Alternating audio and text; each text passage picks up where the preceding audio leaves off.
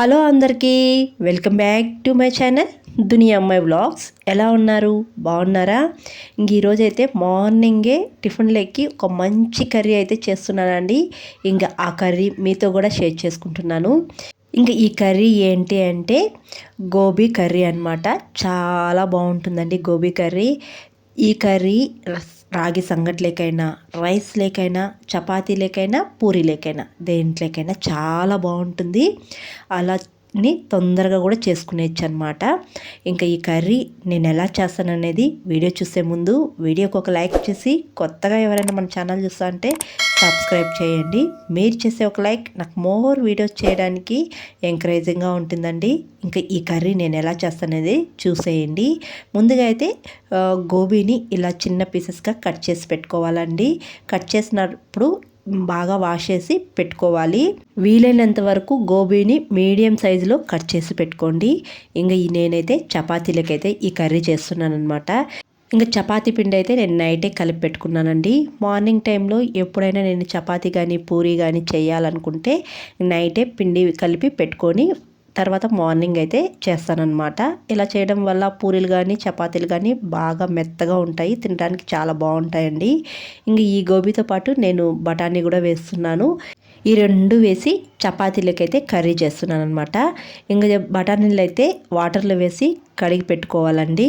ఇంకా ముందుగానే గోబీని కూడా కడిగి పెట్టుకునేసేయాలి. ఇప్పుడు స్టవ్ పైన వేడి వాటర్ పెట్టుకొని కొద్దిగా పసుపు, తర్వాత కొద్దిగా సాల్ట్ వేసుకొని గోబీని వేసుకునేయాలి. వేసుకొని 1 నిమిషం వరకు ఈ వేడి వాటర్లోనే ఉంచి తర్వాత ఒక ప్లేట్లోకి తీసుకొని పక్కన పెట్టుకునేసేయాలి. ఇలా వేడి వాటర్లో ఉంచి తీసుకోవడం వల్ల ఏదైనా పురుగు లేకపోతే డస్ట్ ఉంటే వచ్చేస్తుంది.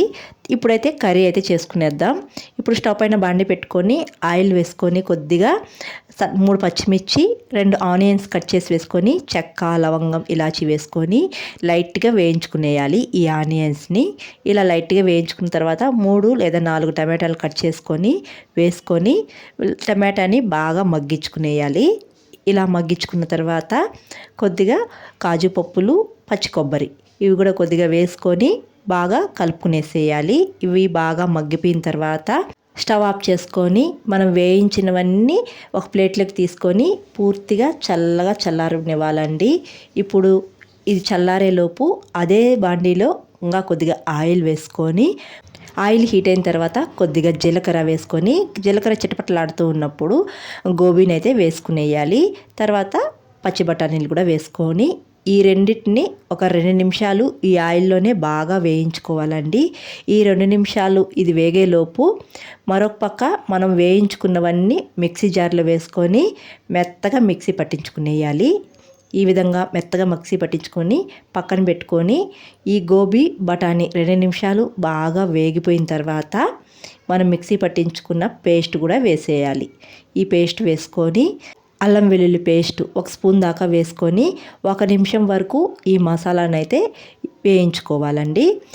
1 నిమిషం తర్వాత రెడ్ చిల్లీ పౌడర్, తర్వాత ధనియాల పౌడర్, 1/2 టీ స్పూన్ పసుపు పొడి వేసుకొని తర్వాత గరం మసాలా 1/2 టీ స్పూన్, తర్వాత మిరియాల పొడి 1/2 టీ స్పూన్, వేయించిన జీలకర్ర పొడి 1/2 టీ స్పూన్ వేసుకొని రుచికి తగిన రాళ్ళుప్పు అయితే వేసుకొని మసాలాని బాగా వేయించుకునేయాలి.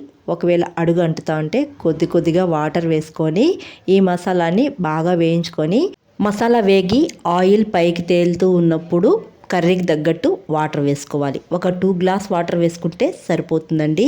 వేసుకొని బాగా కలుపుకొని సాల్ట్ రుచి చూసుకోవాలి. సాల్ట్ సరిపోకపోతే వేసుకొని ఈ కర్రీని బాగా ఉడకనివ్వాలండి.